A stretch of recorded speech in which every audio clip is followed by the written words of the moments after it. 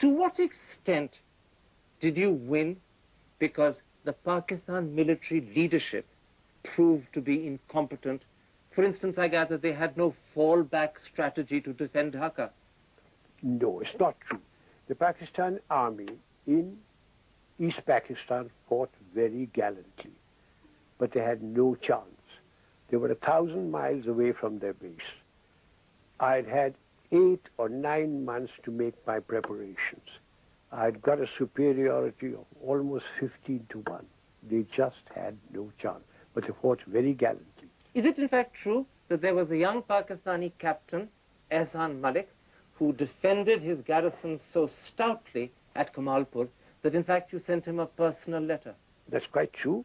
And we tried to capture a place called Hilli, which he was defending, and we tried very hard, and we didn't succeed until about the 3rd attempt. And he fought gallantly, and I did send him a personal letter. And when I went to Pakistan after the conflict, I went twice. I mentioned it there to their chief that I think that boy should be given a gallantry award.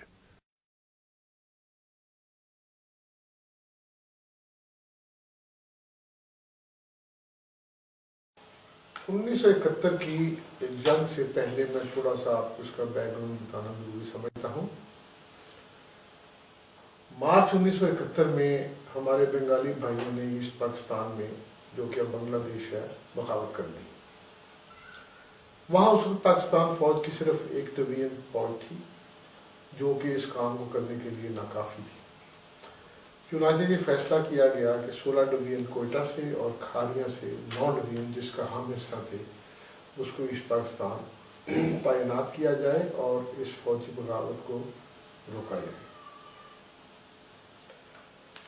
हम अप्रैल 1971 में वहाँ पहुँचे और तकरीबन 3-3.5 महीने की अनथक कोशिशों के बाद हमने फौजी बगावत हुई थी उस पर कंट्रोल हासिल कर लिया। इस दौरान में हमारे दुश्मन हिंदुस्तान ने बड़ी मुकारी से बंगालियों को अपने यहाँ कैंपों में बुलाया, उनको ट्रेनिंग दी, उनको असला दिया, उनको माली सहूलियात फराहम की और एक बार फिर उन्होंने पाकिस्तान फौज के खिलाफ उनको तैयार कर दिया।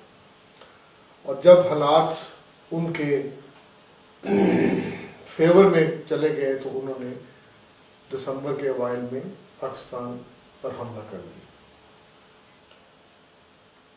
आपने पूछा कि पाकिस्तान फौज की कारकर्दगी के बारे में मैं बताऊं, तो ये जान लीजिए कि रेजिमेंट और ब्रिगेड लेवल के ऊपर हिंदुस्तान को किसी महाज के ऊपर कोई खातिर ख्वाह कामयाबी नहीं हुई। उसने जहां हमले किए उसको भारी जानी नुकसान उठाना पड़ा। मैं अपने महाज की बात बाद में करूंगा। आपको मैं मिसाल देता हूं हिली एरिया में, जहां मेजर अकरम शहीद निशान हैदर ने इंडियन डिवीजन को काफ़ी दिनों तक रोके रखा और बिलाखिर शहादत पाई। मेरे सेक्टर में मेरे पास जो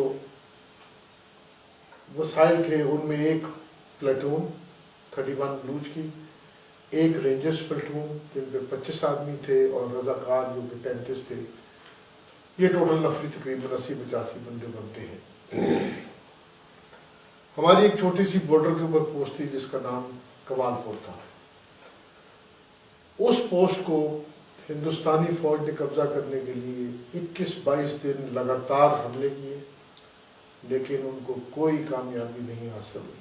इसमें उन्होंने भारी तोपखाना, हल्का तोपखाना और बिलाखिर अपने मिग 21 लड़ाका तैयारी भी इस्तेमाल किए, लेकिन हमारे बहादुर फौजियों ने डट कर मुकाबला किया और उनकी बेपनाह जानी नुकसान हुआ। बिलाखिर जब हमारे पास एमुनेशन ख़त्म हो गया तो हमारे पास और कोई चारा नहीं था सिवाय के इस जंग को ख़त्म कर देते। तो कहने का मकसद ये है कि पाकिस्तान फौज की बहादुरी जो है वो उसको सुनहरी लफ्ज़ों में लिखा जा सकता है। हमें सिर्फ शिकस्त हुई थी सियासत या पॉलिटिकल फ्रंट के ऊपर, دیکھیں ہم مسلمان جو ہیں ہم فوجی اعزازات کی وجہ سے جنگ نہیں لڑتے، ہم اللہ کی راہ میں جہاد کرتے ہیں اور اسلام کا نام بلند رکھنے کے لیے اللہ کی راہ میں جانے قربان کرتے ہیں۔ 1971 کی جنگ میں جو مجھے دوسرا بڑا بہادری کا تمغہ دیا گیا، آپ یقین جانیے کہ کبھی جنگ کے دوران اس سے پہلے جو ہم لڑائی کرتے رہے، کبھی یہ احساس نہیں تھا کہ ہم کوئی اس کے عوض لڑ رہے ہیں، کسی انعام کے عوض لڑ رہے ہیں، بالکل نہیں۔ ہمارے لیے صرف یہ تھا کہ اسلام اور اللہ کا نام۔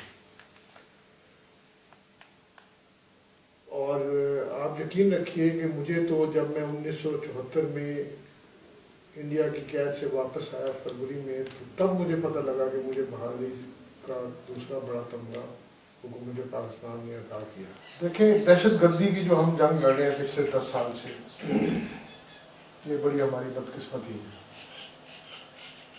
اس میں ہمارے 5000 سے زیادہ جوان شہید ہوئے ہیں، تقریباً 35,000 سے زیادہ اس میں سویلین ہمارے شہید ہوئے ہیں، اور ہم بہت بھاری جانی اور مالی قیمت اس جنگ کے لیے ادا کر رہے ہیں۔ لیکن آپ یقین رکھیں کہ قوموں پر امتحان آتا ہے۔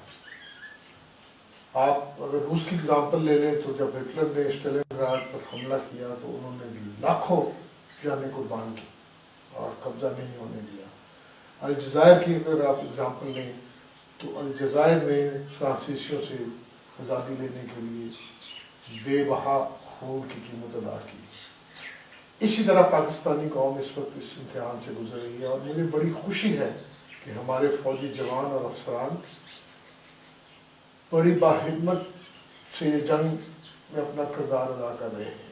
ٹھیک ہے ہمارے جوان شہید ہوتے ہیں، لیکن قوموں کو آزادی کے لیے اس طرح کی قربانیاں دینی پڑتی ہیں، اور مجھے یقین ہے کہ ہماری فوج اور قوم اس معاملے میں کبھی ذرا بھر بھی پیچھے نہیں ہٹے گی۔